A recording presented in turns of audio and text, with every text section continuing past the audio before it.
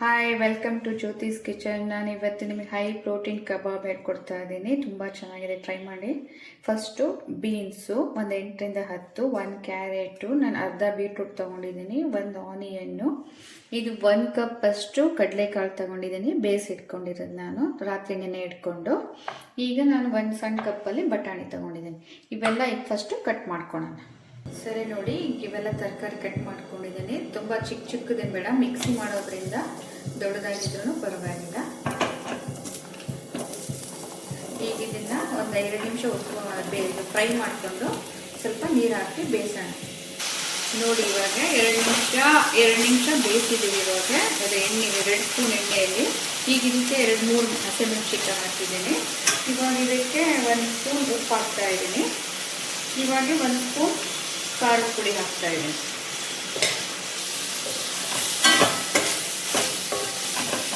ಇವಾಗ ಇದಕ್ಕೆ ಒಂದು ಅರ್ಧ ಕಪ್ಪಷ್ಟು ನೀರು ಹಾಕಿ 2 ನಿಮಿಷ ಬೇಯಕ್ಕೆ ಬಿಡೋಣ. ನೋಡಿ, ಇವಾಗ ತರಕಾರಿ 3 ಮಿನಿಟ್ಸ್ ಬೇಯಿಸಿ ತಗೊಂಡಿದ್ದೀನಿ. ಏನಿಲ್ಲ, ಹಸಿ ಸ್ಮೆಲ್ ಹೋಗ್ಲಿ ಅಂತ ಅಷ್ಟೇ. ಇವಾಗ ನಾನು ಅದರಿಂದ ನೀರು ಸೈಡಿಗೆ ಇಟ್ಕೊಂಡಿದ್ದೀನಿ. ಮಿಕ್ಸಿ ಹಾಕುವಾಗ ನೋಡಿ ಹಾಕೋಣ, ಓಕೆನಾ? ಅಷ್ಟೊತ್ತಿಗೆ ನಾವು ಗ್ರೀನ್ ಚಟ್ನಿ ಮಾಡ್ಕೊಳ್ಳೋಣ. ಗ್ರೀನ್ ಚಟ್ನಿಗೆ ಬೇಕಾಗಿರೋದು ಕೊತ್ತಂಬರಿ ಇಷ್ಟು ತೊಗೊಂಡಿದ್ದೀನಿ, ನಾನು ಅರ್ಧ ಎಷ್ಟುಡು. ಒಂದು ಸ್ವಲ್ಪ ಇದು ಶುಂಠಿ ತೊಗೊಂಡಿದ್ದೀನಿ. ಅದಕ್ಕೆ 2 ಹಸಿಮೆಣಸಿನಕಾಯಿ, ನಿಮ್ಮ ಆಪ್ಷನ್ ಒಂದೇ ತೊಗೋಬೋದು. ಇವಾಗ ಇದಕ್ಕೆ 2-3 ಸ್ಪೂನ್, ತುಂಬಾ ಮೊಸರು ಹಾಕಬೇಡಿ, ಫಸ್ಟಿಗೆ 3 ಸ್ಪೂನ್ ಹಾಕಿ. ಈಗ 1 ಸ್ಪೂನ್ ಅಷ್ಟು ಉಪ್ಪು ಹಾಕಿದ್ದೀನಿ, ಮಿಕ್ಸಿ ಮಾಡಿ. ಅದು ಗ್ರೀನ್ ಚಟ್ನಿ ರೆಡಿಯಾಗಿದೆ. ಇದನ್ನು ತೆಗೆದು ಇವಾಗ ಸೈಡಿಗೆ ಇಟ್ಕೊಂಡ್ಬಿಟ್ಟು ಹಾಗೆ ಆಲ್ರೆಡಿ ಬೇಯಿಸಿಟ್ಕೊಂಡಿರೋ ಚೆನ್ನಾಗಿ ಹಾಕ್ತಾ ಇದ್ದೀನಿ. ಇದನ್ನು ನಾನು ರಾತ್ರಿನೇ ನೆನೆ ಹಾಕ್ಕೊಂಡಿದ್ದೆ. ಇವಾಗ ಬೇಯಿಸ್ಕೊಂಡೆ 3 to 4 ವಿಸಿಲ್ಸು. ಆಫ್ ಮಾಡೋಣ. ನೆಕ್ಸ್ಟ್ ಇವಾಗ ಬೇಯಿಸಿಟ್ಟಿರೋ ತರಕಾರಿ ಈಗ ತಣ್ಣಗಾಗಿದೆ. ತಣ್ಣಗಾದ್ಮೇಲೆ ಹಾಕಬೇಕು.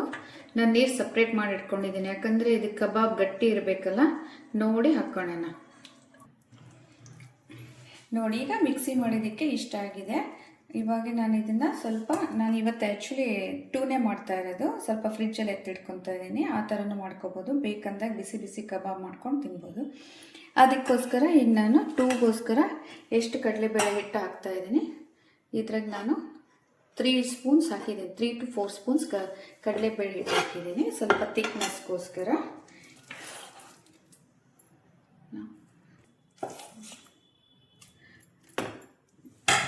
ಈಗ 3ಗೆ ಹಾಕ್ತಾ ಇದ್ದೀನಿ ನಾನು. ಸೈಜ್ ಮೇಲೆ ಡಿಪೆಂಡ್ ಆಗುತ್ತೆ, 3 to 4 ಕೂಡ ಮಾಡ್ಬೋದು. ಸೈಜ್ ಚಿಕ್ಕದಾದರೆ ಟ್ರೈ ಮಾಡಿ ನೋಡೋಣ. ಇವಾಗ ಫಸ್ಟ್ ಇದನ್ನು ಈ ಥರ ಎಲ್ಲ ಅದು 8 to 4 ಮಿನಿಟ್ಸ್ ಕಡಲೆಬೇಳೆ ಹಿಟ್ಟು ಹಾಕಿದ ಮೇಲೆ ಈ ಥರ ಕೈ ಆಡ್ಕೊಂಡಿದ್ದೇನೆ, ಅದು ಹಸಿ ಸ್ಮೆಲ್ ಹೋಗಲಿ ಅಂತ. ಇವಾಗ ಮತ್ತೆ ಇನ್ನೊಂದು ಅರ್ಧ ಸ್ಪೂನ್ ಉಪ್ಪು ಹಾಕಿದ್ದೇನೆ, ಕಡಲೆಬೇಳೆ ಹಿಟ್ಟು ಹಾಕಿದ್ದಕ್ಕೋಸ್ಕರ. ಖಾರ ಏನೋ ಕರೆಕ್ಟಾಗಿದೆ, ಸ್ವಲ್ಪ ಖಾರ ತಿನ್ನೋರು ಇನ್ನು ಅರ್ಧ ಸ್ಪೂನ್ ಹಾಕ್ಕೋಬೋದು. ಈಗ ಇದನ್ನು ಮಿಕ್ಸ್ ಮಾಡ್ಕೊಳ್ಳೋಣ. ಇವಾಗ ನಾವು ಅದು ಮಾಡಿಟ್ಕೊಂಡಿದ್ವಲ್ಲ, ಅದು ಆರಿದ ಮೇಲೆ ಈ ಥರ ಶೇಪ್ ಮಾಡಿಕೊಂಡು ಶಾಲೋ ಫ್ರೈ ಮಾಡಬೇಕು. ಇವಾಗ ನಾನು ಹೇಳಿದ್ದಲ್ಲ 3 to 4 ಮಾಡ್ತಾ ಇದ್ದೀನಿ ಈಗ ಅಂತ. ಇವಾಗ 4 ಮಾಡ್ತಾ ಇದ್ದೆ. ಇವಾಗ ಕೆಳಗಡೆ 1.5-2 ಸ್ಪೂನ್ ಆಯಿಲ್ ಹಾಕಿದ್ದೆ. ಇವಾಗ ಮೇಲ್ಗಡೆ ಒಂದು ಸ್ವಲ್ಪ ಹಾಕ್ತೇನೆ. 2 ಮಿನಿಟ್ಸ್ ಲೋ ಫ್ಲೇಮಲ್ಲಿ ಮಾಡೋಣ.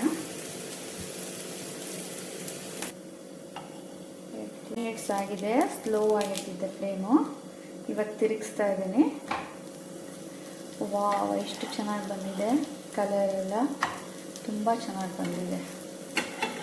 ನೀವು ಖಂಡಿತ ಟ್ರೈ ಮಾಡಿದ್ದೀರಾ, ಒಳ್ಳೆ ಪ್ರೋಟೀನ್ ಸಿಗುತ್ತೆ.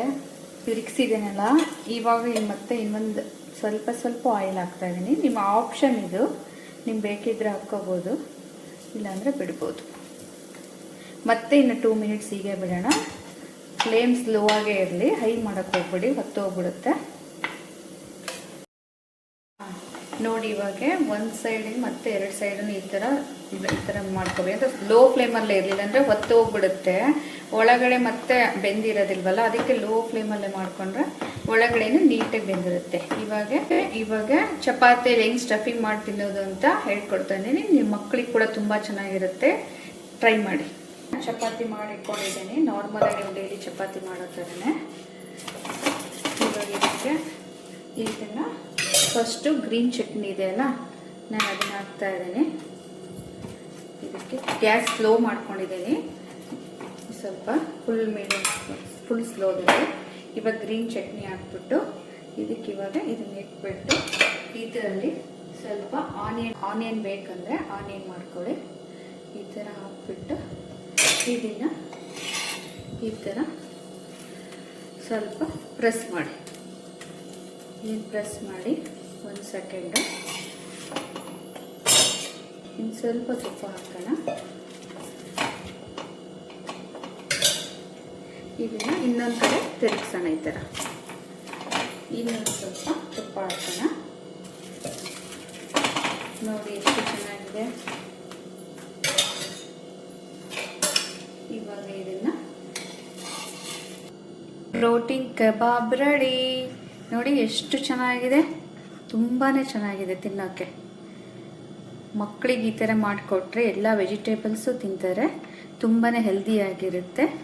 ನೀವು ಇದನ್ನು ಟ್ರೈ ಮಾಡಿ.